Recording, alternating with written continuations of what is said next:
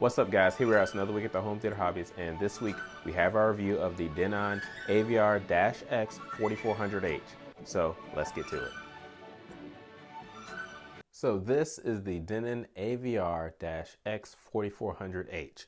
This is a 9.2 channel receiver with 125 watts per channel. It has 9 amplifiers in the box, so out of the box it will support a 7.1.2 speaker setup or a 5.1.4 speaker setup.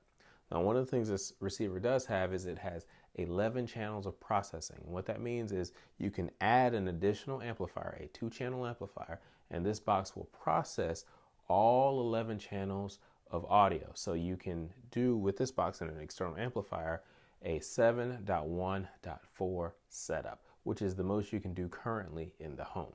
Moving on to design, this particular receiver looks pretty good. I don't have any complaints with it.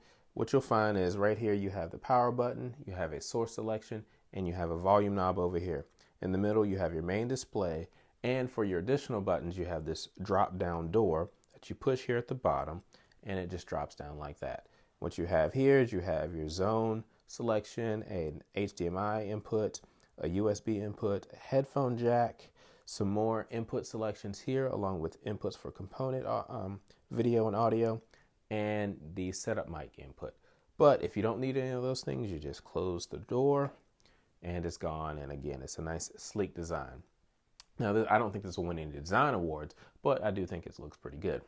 The other thing I'll mention is this box is very well ventilated here. It's got good vents on the side and the top, and there's 2 fans along the bottom, and they do push heat straight through the box. Earlier today when I was running it, I noticed that the top of the box was pretty warm. It wasn't hot or anything like that. I could touch it, but it was pretty warm, so those fans are doing their jobs. Now, can you actually hear the fans when they're running? I don't think so. I didn't hear it, but I wasn't really listening for fans or looking to hear fan noise. Moving on to features. This particular box is packed with features, so I'm going to try to hit the highlights here. This supports all 3D audio formats, including Dolby Atmos, DTS:X, and Auro 3D. It also supports 4K UHD pass-through with BT 2020 support, 3D pass-through, HDR with HDR10, Dolby Vision, and Hybrid Log Gamma. It has Wi-Fi, Bluetooth, AirPlay, Spotify Connect, Tidal, Deezer music streaming service, internet radio, high-res audio. It also supports enhanced audio return channel with a future firmware upgrade. It has an eco mode and an eco button on the remote to reduce power usage. It has room calibration using Odyssey's Multi-EQ XT32. It has a phono input for you turntable aficionados. It has 8 HDMI inputs and 3 outputs, so it actually supports up to 3 zones of video. If you have a room with a TV projector and maybe you want to also put HDMI to another room, you can do that. It has pre-out support for a 7.2 channel system and AM/FM radio inputs. One of the things this box does do is it does support Denon's HEOS music system. Their particular music system is similar to Sonos in that if you have HEOS enabled wireless speakers, you can place them in different rooms inside and even outside of your home, and you can control the music that plays through those particular speakers. You can play different songs on all different speakers, or you can group them together however you want and play the same songs. HEOS also supports Amazon Alexa, so you can use your voice to control what music is playing as well. The last thing I'll mention from a feature standpoint is this particular receiver does support Denon's in-command solution system, which means it works with third-party integration systems such as Control4 to give you a better home integration or a home theater experience. Okay, moving on to setup. This is my first time using a Denon product in my own home, so I was pretty excited about the setup. The first thing I did was I added it to my wireless network.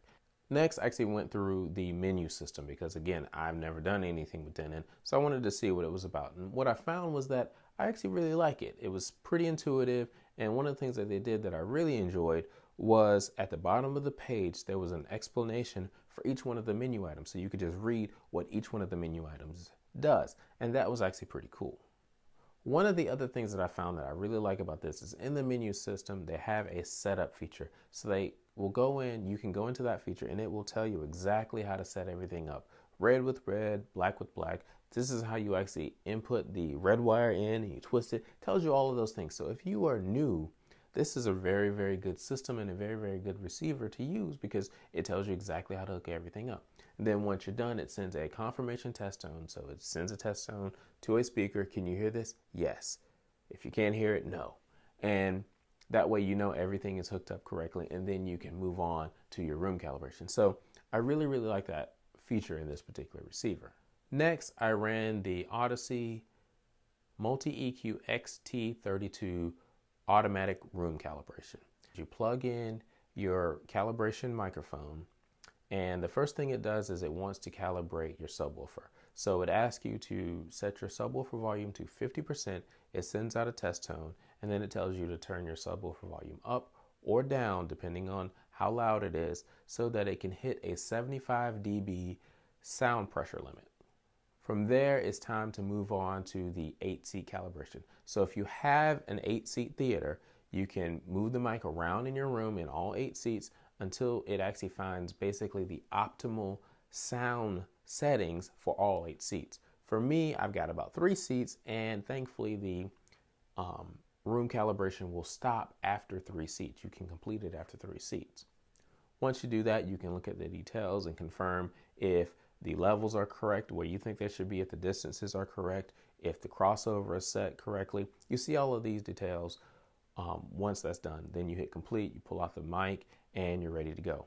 At that point, I was finally ready to listen to music and watch movies. Listening to music, I really enjoyed it because one of the things I noticed, especially when I was plugging in things that were Bluetooth, was it automatically goes into stereo mode. It's clear, there's not a lot of trouble. Everything is exactly as I expected it to sound. Okay, moving on to movies. First of all, I started out with Jurassic Park, which is something I always start out with just to find out sort of where we are. And speaking of that, let's take a quick second to look at a quick clip from Jurassic Park.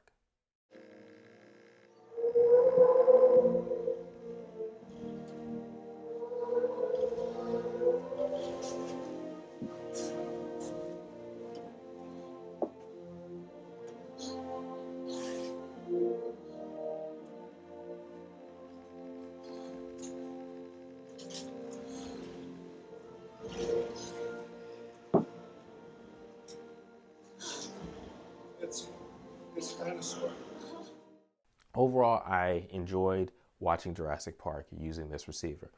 Watching the scene where Tyrannosaurus Rex is first introduced, where the rain is falling, I noticed that the rain actually sounded like it was coming from above, even though the high speakers weren't being used at all. So, like I said, it actually sounds really good. I was really impressed. The next movie I watched was Deepwater Horizon. And speaking of that, let's watch a quick clip from Deepwater Horizon. Whoa!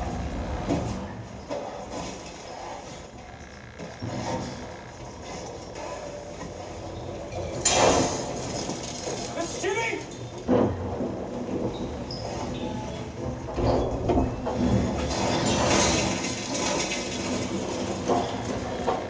Hey! Miss Jimmy! One of the things I noticed while watching Deepwater Horizon was I did have to turn the volume up just a little bit, maybe another 5 dB to really feel comfortable, really feel like I was immersed in the action, but it sounds really good. The other thing I want to mention is where the subwoofer volume is set using the room calibration, it's a little low for me. I didn't get the same oomph that I normally am accustomed to hearing, so I do want to turn my subwoofer volume up a little bit, but for these particular tests, I didn't do that. I just left it where it was just so I can understand exactly how everything runs. So I do think I need a little bit more subwoofer, but for the most part, it's okay.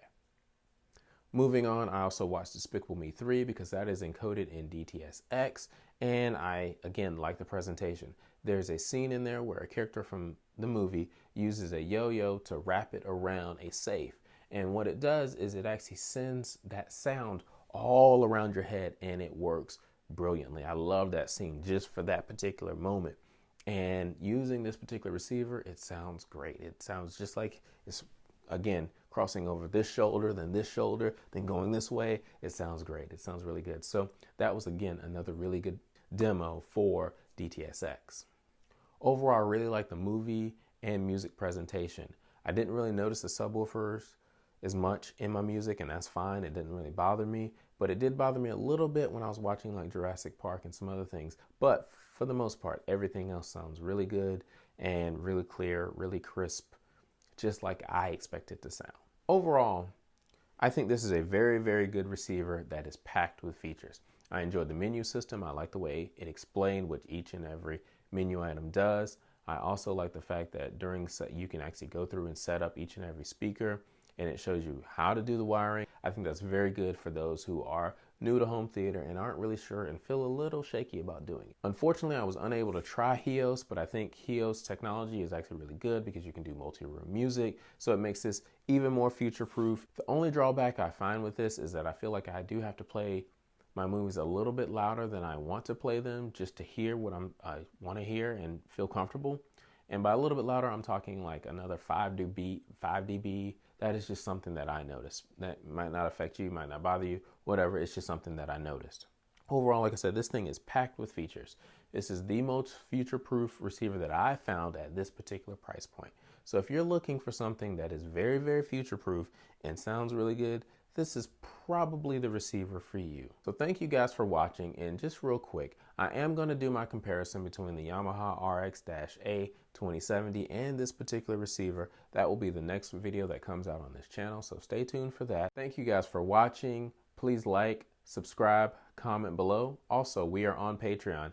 If you really enjoy this content, please consider supporting us in our efforts. Thank you guys for watching. We'll talk to you next time.